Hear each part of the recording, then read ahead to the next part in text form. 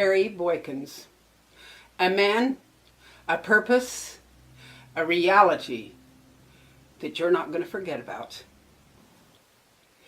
Boykins has chaired numerous mentoring conferences and symposiums over the past decade.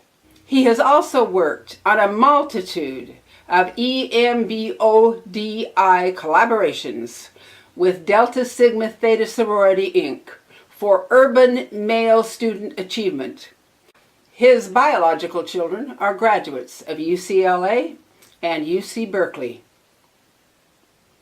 Terry doesn't just talk about being a father. He's obviously a successful one. In 2013, Terry Boykins introduced Fathers Against Child Abuse and Neglect, plus sex trafficking. He did this to increase child maltreatment awareness. In 2015, he helped plan Break Teen Trafficking in association with Riverside-based Women Wonder writers. And they presented Parents vs. Pimps, The Ugly Truth, which received wide praise for its parental engagement to help curb sex trafficking, thanks to Terry's wisdom.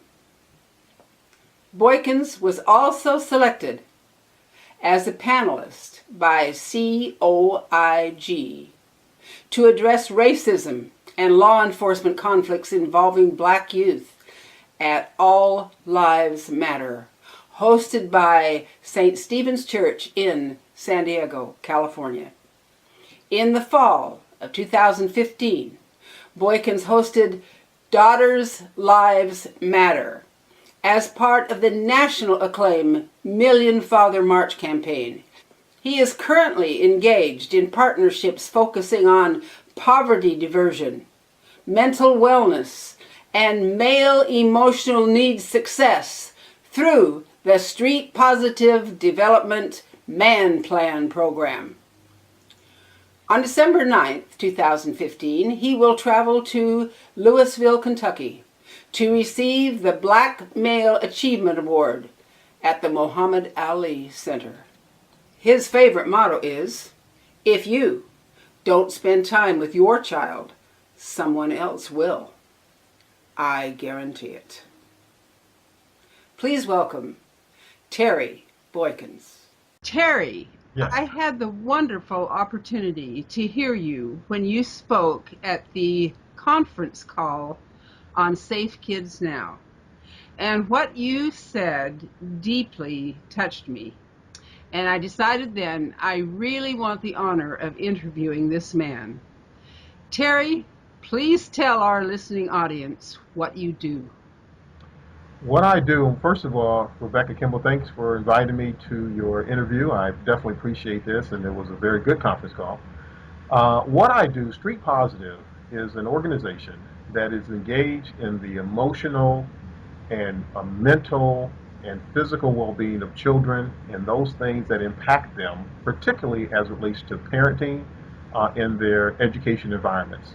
So often, we are confronted with issues with young people as far as behavioral issues, issues of defiance, but we haven't really factored into a major factor that occurs in this country that deals with their abuse and their neglect that causes them to behave a certain way.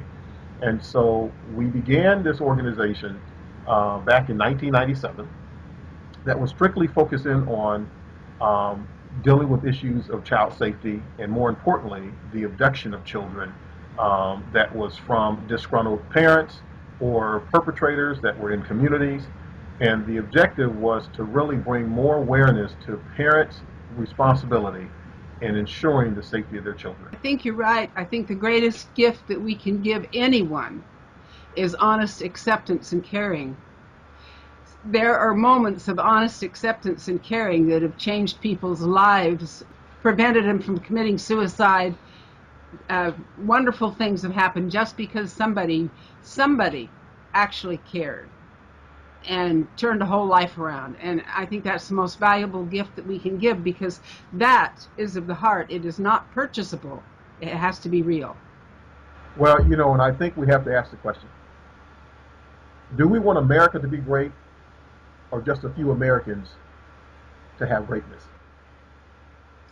Well, I think we want America to be great because if a few people anywhere have greatness, and that's all there is, then there is no greatness. There's a serious problem.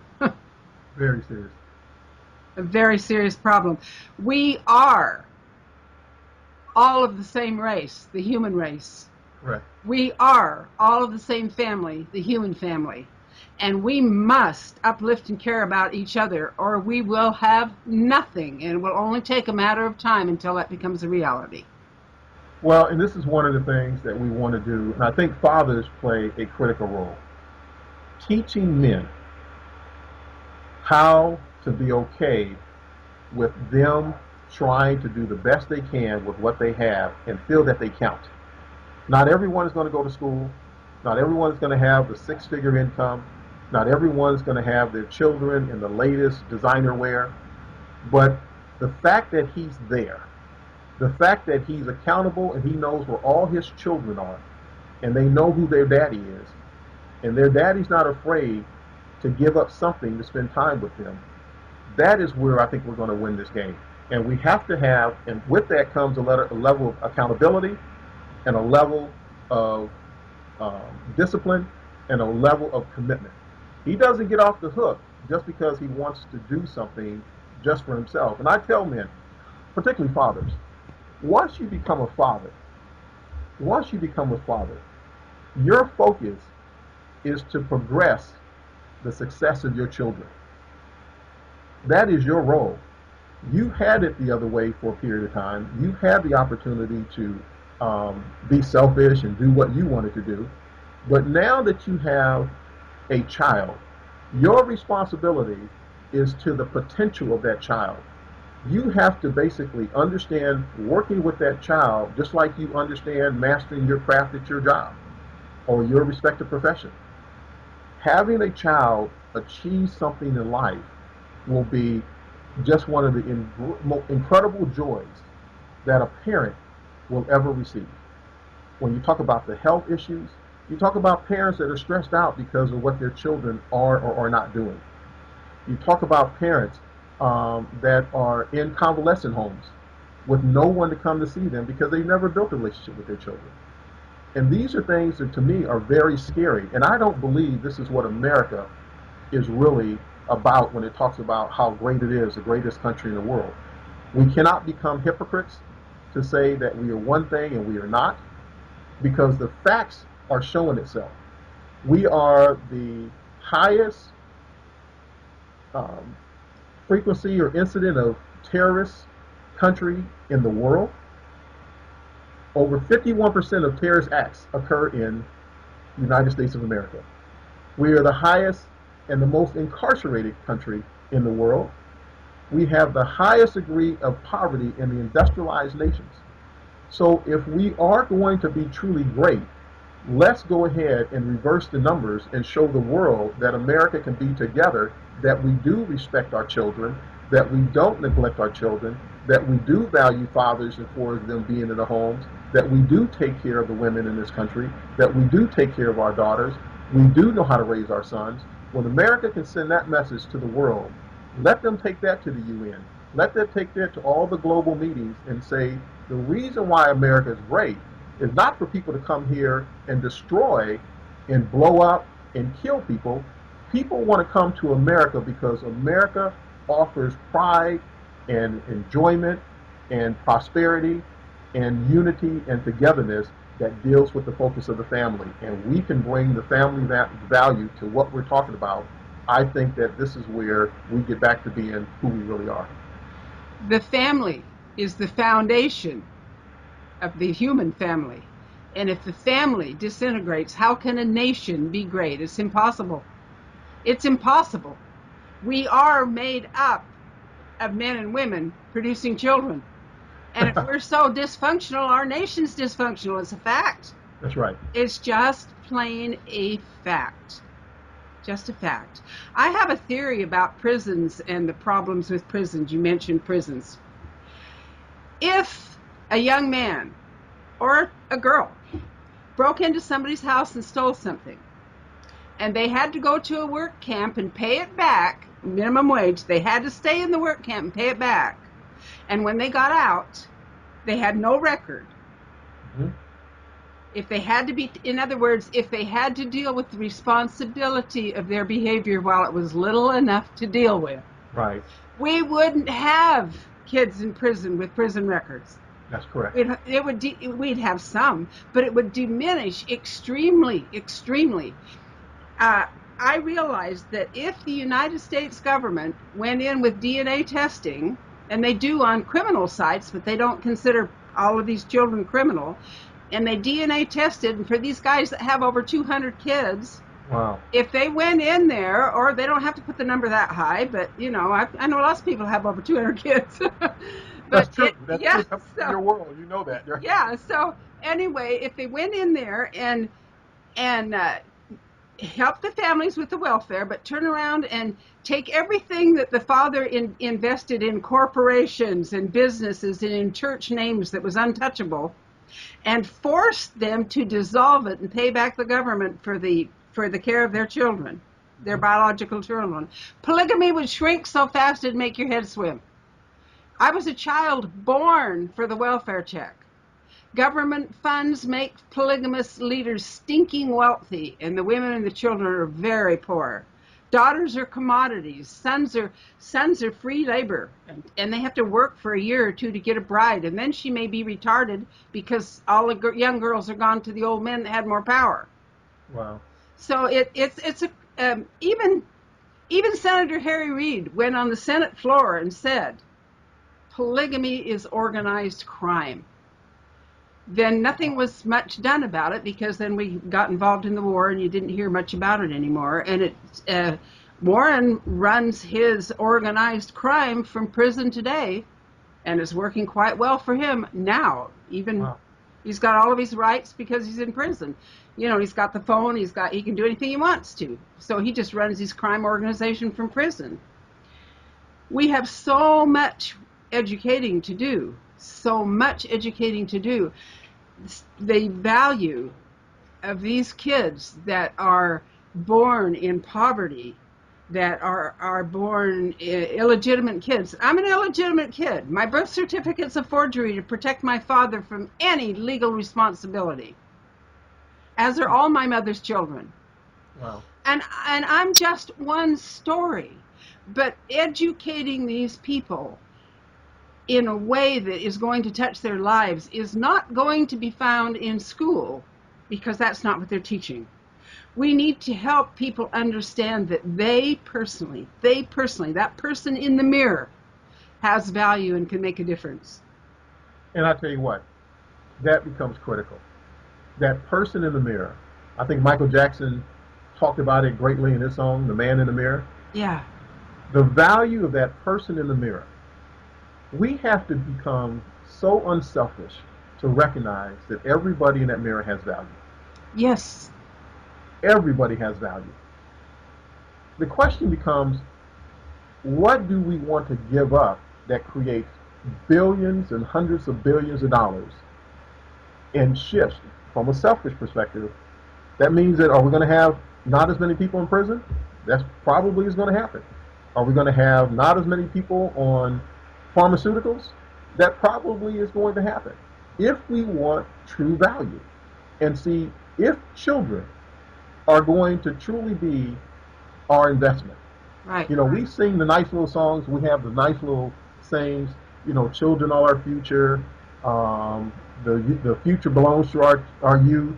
We have all these little sayings, but the same thing, in the same breath, we are doing everything to keep that from happening. Yes, we are. We really, truly are. We need to teach these kids to find value in themselves and not things. If they think things are more important than people, we are an extremely dysfunctional mess. Mm. There's a consciousness that we all have that we should be listening to. Every human being, Terry, has the same basic human needs. We all want love. We all want acceptance. We all want safety. We all want food, clothing, shelter, and education for our kids. And then We get out in our solid gold plastic world and somehow like to believe that somebody that is from a different religion, a different race, a different country, a different point of view A different point of view. doesn't count. Now, let's talk about a different point of view for just a second. If two people think exactly alike, one of them's unnecessary. It's by our it's by our differences that we grow. Our Yeah. differences create bridges. Our But differences create searches for greater wisdom and growth. but if you don't want to allow growth, that's when the issue occurs. I believe one part of the problem is that what we say we are, we only want to do for a select few. But to allow growth, to allow expression, to allow people to have the ability to say, you know, does this thought that comes from a greater power have a place in society?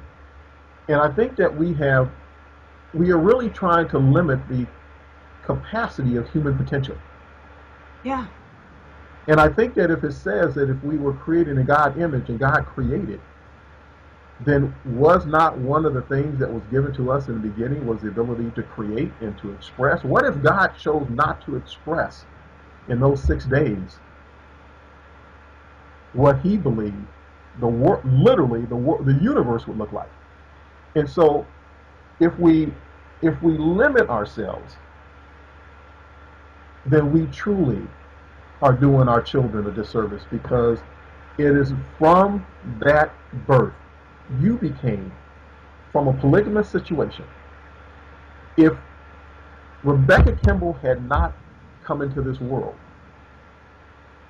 from that expression, ideology, whether right or wrong, although the person that was engaged in the process by which you were conceived may have had different intention, God had a purpose for who you are.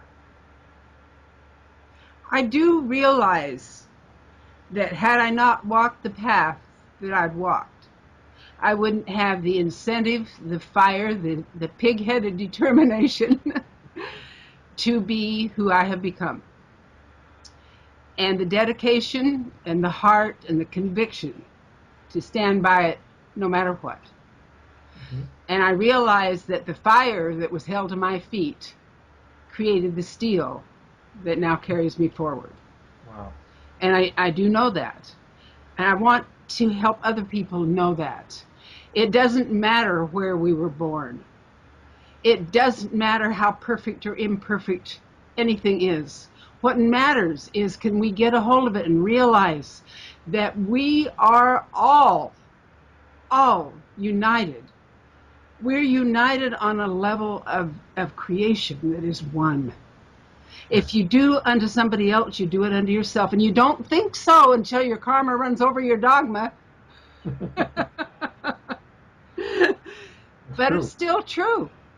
Very true. It's still true. We suffer the reoccurrence of our ignorance. And as long as we're willing to remain ignorant, it's going to come back like the seasons. We've got to stop the ignorance if we expect to remain in a house of peace and warmth and have a conscious intellectual roof over our head to make better choices. Because we are all one family, the human family. And we're supposed to be different. Can you imagine if the globe was cut up into little tiny jigsaw puzzle pieces, and you decided that it was wicked because they were all different, and stacked them all on top of each other? The world wouldn't even spin right. We're where we're supposed to be, learning what we're supposed to learn. Now, let's embrace it. Let's step forward with it and make a better world. All of us, all of us. There is no exclusion. No, there's not. And I tell you what, you're saying that, in terms of the jigsaw puzzle, and if we were all the same. One of the things that I have gotten a lot of knowledge and insight and education on is dealing with children who have disabilities. And when we look at an entire event that's dedicated to children with disability, the Special Olympics. We bring all these to show out the skills and the talents and the training that they have gone through to compete, and to show us that in their normal, this is who they are. And I think that when we look at this, we have to look in the mirror and ask ourselves, what is my disability? And we don't oftentimes do that. We so focused on our imperfections and not our disabilities. That's right. That's right. And we basically are all made up of disabilities. That's right.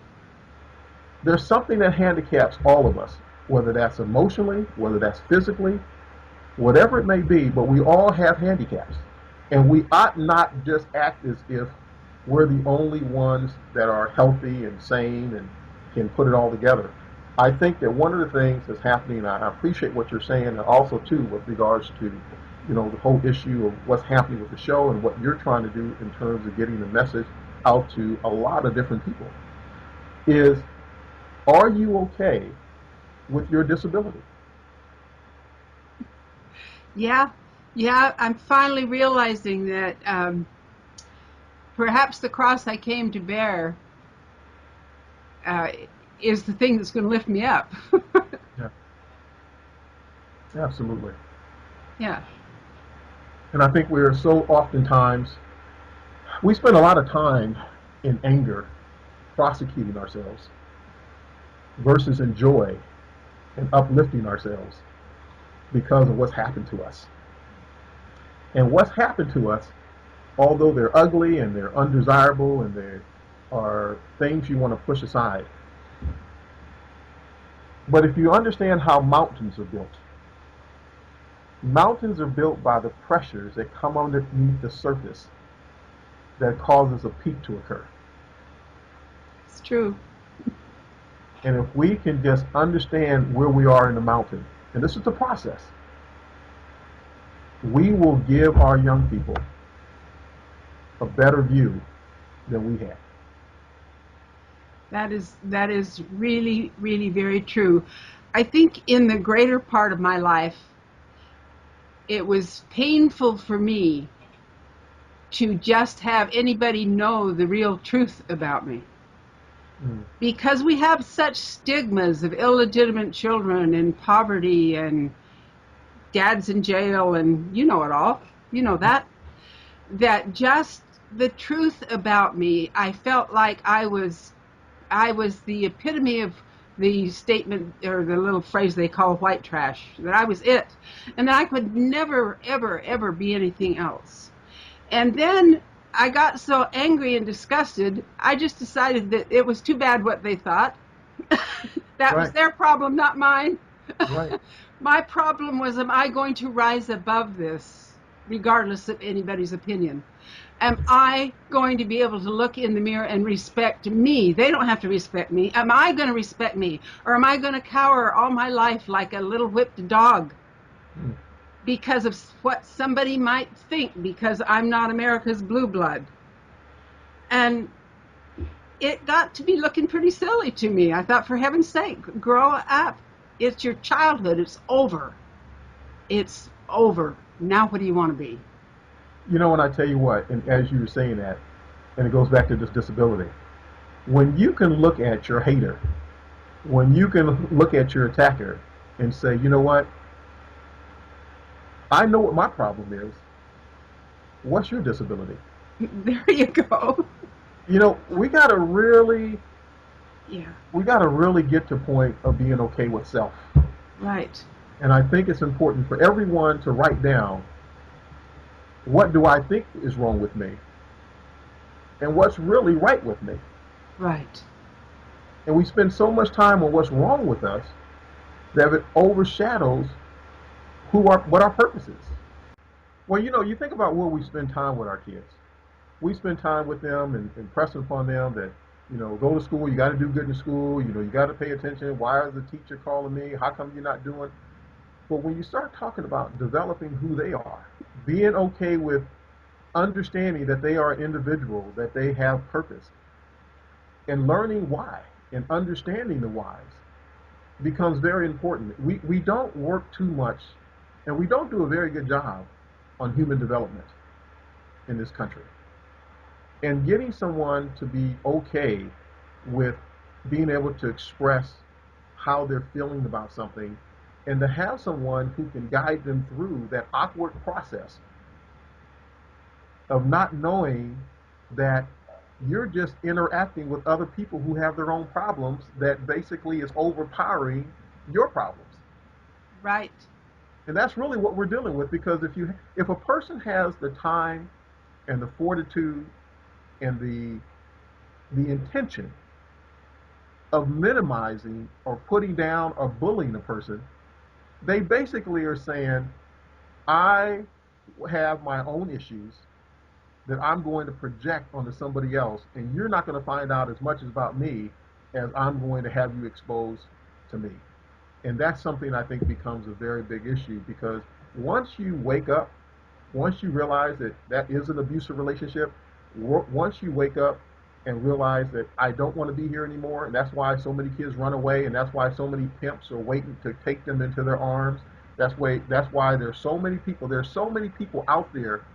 There's a saying, as a lot of people know, with Street Positive: if you don't spend time with your child, somebody else will. I That's guarantee true. it. That's true.